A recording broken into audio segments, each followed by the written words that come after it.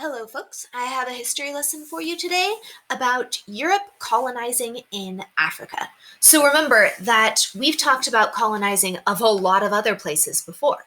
We know that in the 1400s, a whole bunch of countries in Europe started sending out explorers, and they started going around in boats all over the world. And when they landed somewhere, a lot of the time, their tradition was to take a flag, stick it in the ground, and say, hey, this place now belongs to the country that I came from.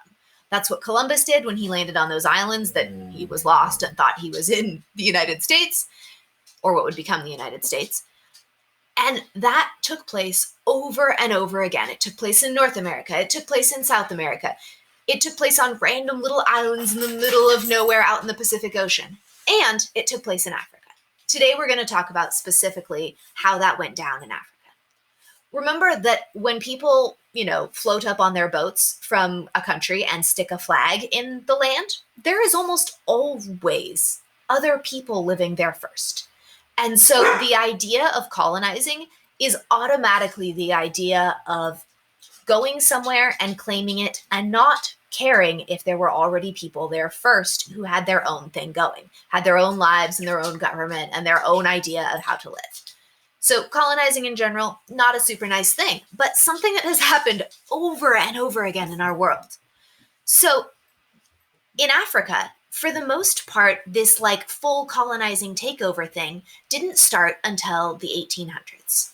So before the 1800s, there was trade from Europe with Africa, and there was the slave trade going on, which is not actually trade. It means, kidnapping people and stealing them.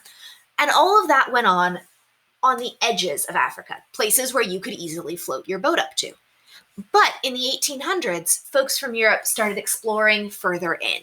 They realized that this is a really big continent and there's a whole bunch of great stuff in there. There's food that I might like to bring back to my country. There's diamonds, there's, this, that, and the other thing. And so explorers started heading further in. And as they started heading further in, they started sticking their flag in people's land and saying, yo, this land is mine. One of the first places that really did that was the country of Belgium. And so the king of Belgium decided that I'm going to set up a settlement, like a little town in the area of the Congo. That's kind of around in here. And he called dibs on that space. There were already people living there, but he called dibs on that space and said, this is now the property of Belgium. And as soon as the king of Belgium did that, a whole bunch of other European countries thought, oh no, I don't want to miss out on getting to call dibs on part of Africa. And so they all sent their explorers down there, and everyone took their flags and started sticking flags willy-nilly in other people's land and saying, dibs, dibs, dibs, this is totally mine. And it went something like this. So that's Belgium. I have a little diagram because I want to show you how bonkers this is. England took some up here and a bunch right here and some out here and some down here.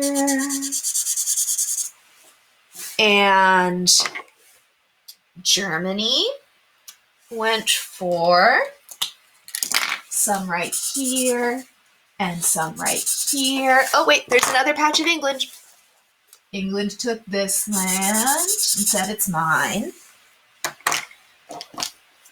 France went bonkers over this whole top area. All of this is now belonging to France. All of that. And let's see, who else? Oh, Portugal. Portugal got some right here and some right here. Here's another part that France got. It's Madagascar over there, in case you were wondering. And who did we forget? Oh, Italy. Italy needs to take some things too. Italy did right here and right here. And this is actually not quite as filled in as it should be because almost the entirety of Africa was colonized by the Europeans. All these countries came in with their explorers and stuck flags in those spaces and said, this place is now under my control. Now, my country gets to decide what you're allowed to do. My country gets to come in and boss your people around and make them do the work that I want. You get to exploit them and say, oh, I want a city here. Hey, people who are living here, build me this city or else. And they get to do things like come in and say, oh, wow, there's a really good mine there. Anything you get from that mine, I'm going to take most of it and bring it back to my country. All of that stuff started happening. And another thing started to happen. All of these European countries kind of started fighting. They were like, I don't know. I want that part of Africa for me. It can't be for you, England. It's actually for me. And they stopped themselves before it turned into a big war, which sounds like a really great idea. So they had this thing in 1884 called the Berlin Conference. 1884 and 85. It took them a while to do it. The Berlin Conference. Berlin is a city in Germany. Berlin.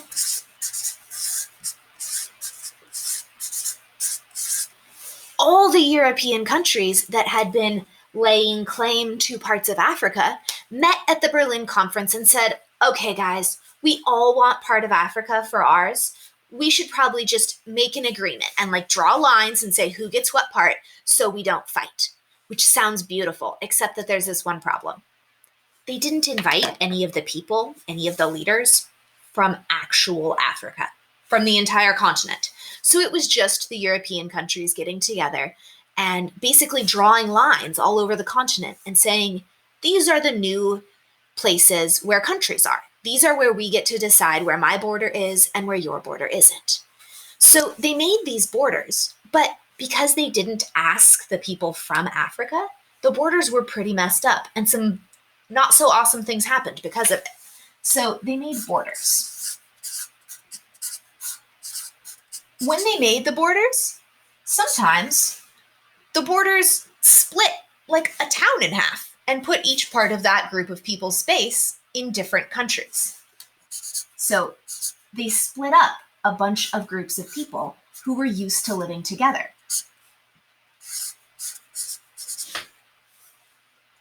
They took two groups that used to be separated and suddenly said, hey, y'all, you are now the same country, and didn't care if those people had a traditional enemy sort of relationship.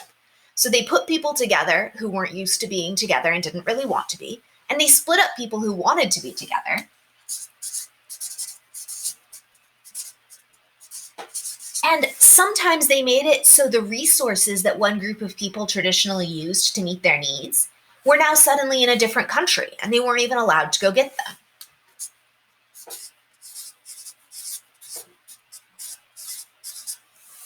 All of those things made life a little bit ridiculous for the people who had been living there before. It changed a lot of things. And not only did they now have this government that said they were in charge of their space and began bossing them around and telling them what to do, they also were just stuck in a country and said, you're in this country now. The border is here because we say so. That's kind of the trend of colonizing. Now, there was this one little group that was super fierce and managed to fight off the colonizers for a really long time. So down in South Africa, so down over here, there's a group called the Zulu. And they took this tiny little section down here, and they managed to keep the Europeans from getting to claim it for more than 50 years. They kept it to themselves by fighting them off and being really fierce all the way until 1879. By the time the Berlin Conference happened, they'd already lost because there were only so many of them and entire European countries were fighting them. But for over 50 years, the Zulu people right here managed to keep their own land for themselves. Eventually, they lost, though. And this whole period of Europe having colonies in Africa and being officially in charge of all of these people in Africa went on for a really long time. So we need to fast forward in time to get to something new. So we just, don't get stuck there. So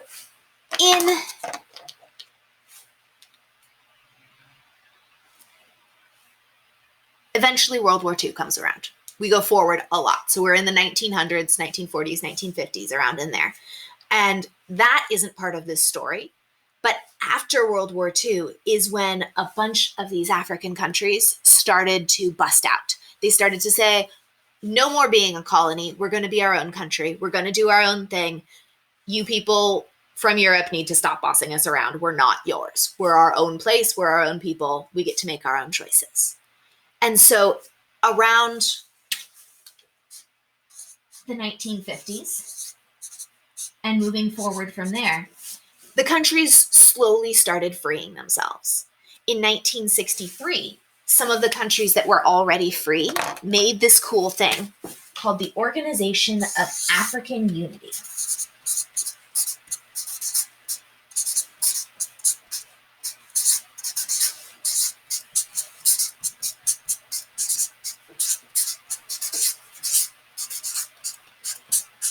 Wow, it's a long word, or long phrase.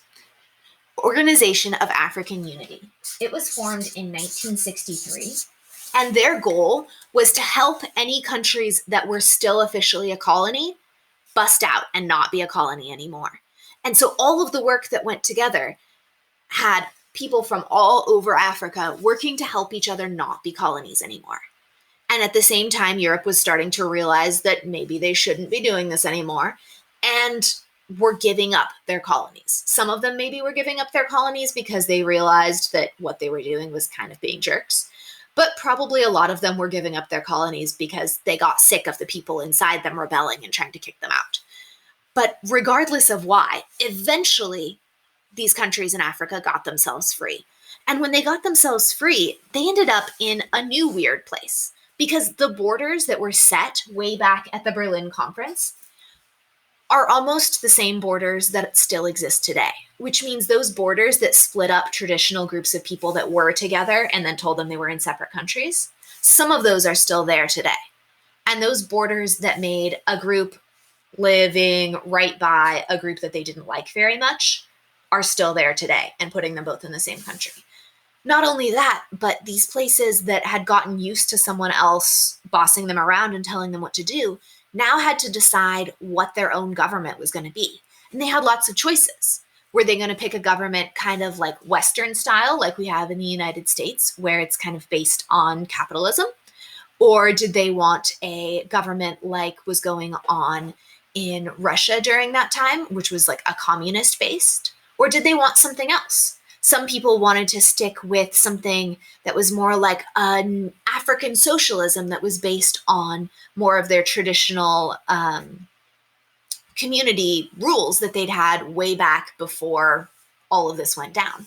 And so right now, if you look at Africa, there are different choices chosen in all over the place in all those different countries because they all managed to bust free and then had to make their own choices. So some countries in Africa have democracy, some don't. Some are dictatorships, some are kind of scary places to be because people who are not so good took over them. There's all sorts of crazy stuff still going on. But at least they're not colonies anymore. That's a nice thing. And just as a random aside, since we're talking about Africa, please remember that Africa is humongous.